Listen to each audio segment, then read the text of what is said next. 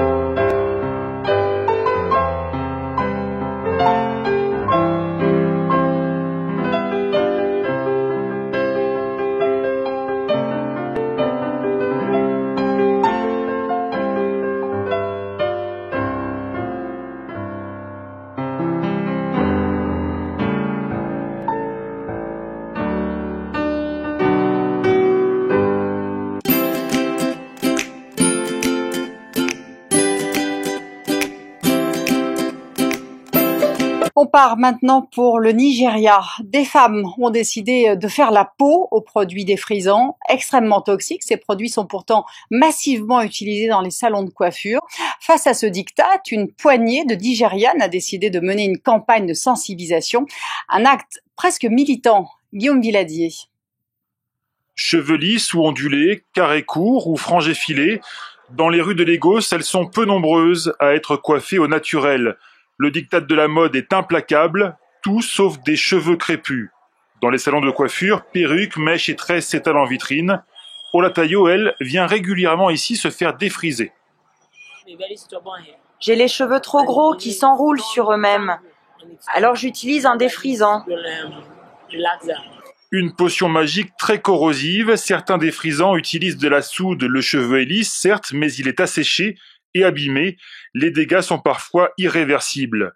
Ces femmes ont décidé d'en finir avec les produits chimiques. Elles ont coupé leurs cheveux pour les laisser repousser naturellement, crépus, en afro. Je n'en pouvais plus de les retoucher. Ils devenaient trop légers, j'en avais moins. Alors j'ai décidé de les laisser comme ça et j'ai aimé. Je ne suis pas prête de remettre des produits chimiques. De conventions capillaires en bloc sur Internet, la résistance s'organise. Comment entretenir ses cheveux crépus, respecter leur texture, quels produits appliquer? Revenir au naturel, certaines parlent de révolution.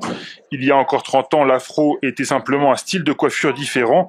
Aujourd'hui, ce serait presque un acte de rébellion sociale. C'est sûr, il y a un aspect politique. Au début, avec mes cheveux naturels, j'ai dû faire face à pas mal de commentaires au travail. Mais aujourd'hui, les gens sont habitués. Ils voient bien que je fais mon boulot, que je suis compétente. J'ai juste choisi de ne pas modifier la texture de mes cheveux. Les géants de la cosmétique qui gagnent des millions chaque année à vendre des défrisants commencent à s'adapter. Ils ont créé de nouvelles marques pour cheveux naturels. Mais ce retour à l'afro n'a pas encore convaincu le grand public. Et Zoé coiffe les cheveux au naturel dans le salon d'une amie. Elle n'a pas encore assez de clientes pour ouvrir sa propre boutique. Sur les vidéos, à la télé, on ne voit encore que des cheveux défrisés. Pourtant, les gens voient mes cheveux et disent « Oh, tes cheveux sont si longs, ils sont si doux, j'aime tes cheveux ». Quand les gens réaliseront que le naturel n'est pas mauvais, que les cheveux naturels ne te rendent pas moche, que cela ne veut pas dire que tu es pauvre, peut-être qu'ils s'y mettront eux aussi. La quête du beau cheveu se poursuit. Reste à convaincre les femmes que la réponse ne se trouve pas au fond d'une bouteille.